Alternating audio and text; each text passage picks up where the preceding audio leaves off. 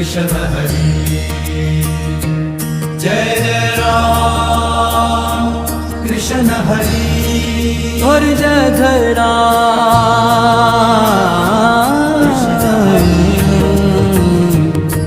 अमृताची फळे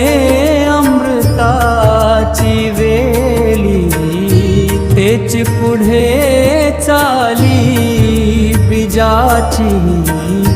ऐसियांचा संग देई नारायणा बोलाचा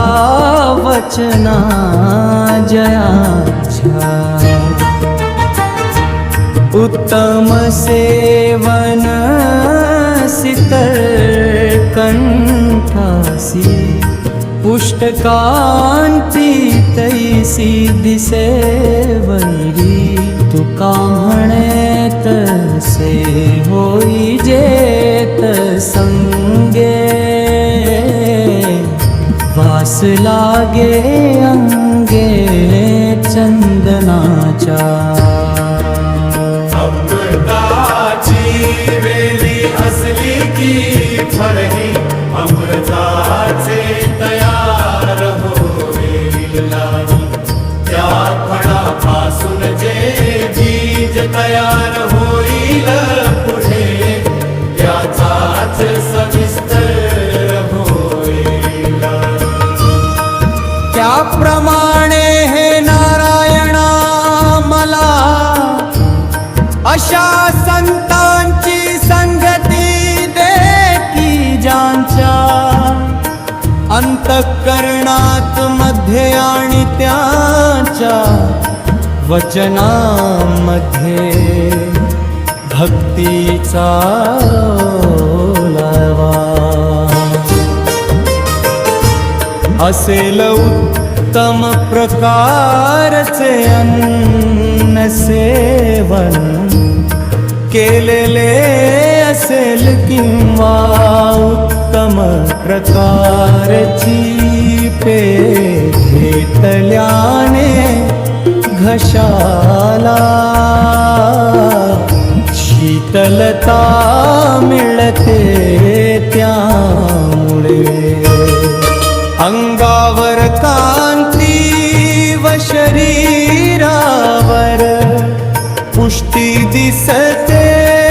तुकाराम महाराज म्हणतात ज्याप्रमाणे चंदनाच्या झाडा शेजारी असणाऱ्या सर्व वृक्षांना चंदनाचा वास लागतो त्याप्रमाणे संतांच्या संगतीने संसारिक माणसाच्या अंगी संतांचे गुण आपोआप येतात अमृताची वेली अमृताची फळे जशी वेल अमृताची असेल तशी तिची फळेही अमृतमय असतात म्हणजेच मूळ जसे तसेचा परिणाम हीच गोष्ट पुढे बीजापर्यंत जाते एकदा जर चांगले बीज पेवले तर पुढची पिढी तशीच घडते ऐसियांचा संग देई नारायणा तुकाराम महाराजांची प्रार्थना किती सुंदर आहे ते म्हणतात हे नारायणा मला अशा संतांचा सहवास दे ज्यांच्या बोलण्यात वागण्यात आणि अंतःकरणात भक्तीचा ओलावा आहे बोलाचा वचना म्हणजे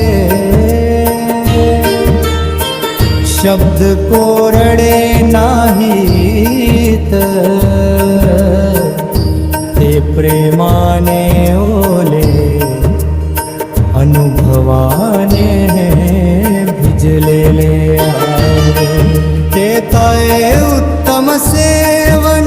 शीतलता, जसे चांगले अन्न घेतल्याने घसा थंड होतो, शरीराला कांती येते, आरोग्य सुधारते. तसेच संत संगामुळे मन शांत होते, बुद्धी निर्मळ होते, जीवनात तेज घेते.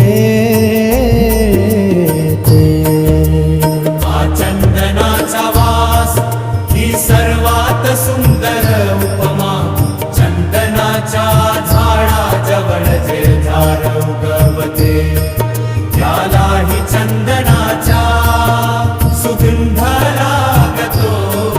तसेच संतांच्या सहवासात राहिल्यावर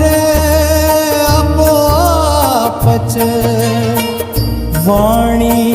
मधुर होते, विचार शुद्ध होतात,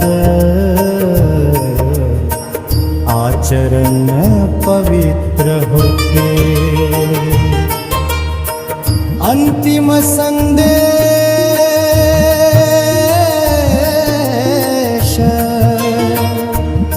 तुकाराम महाराज सांगतात, संगती बदलली की जीवन बदलते.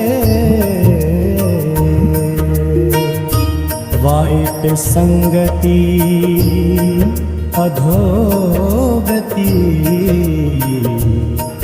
संत संग जीवनत.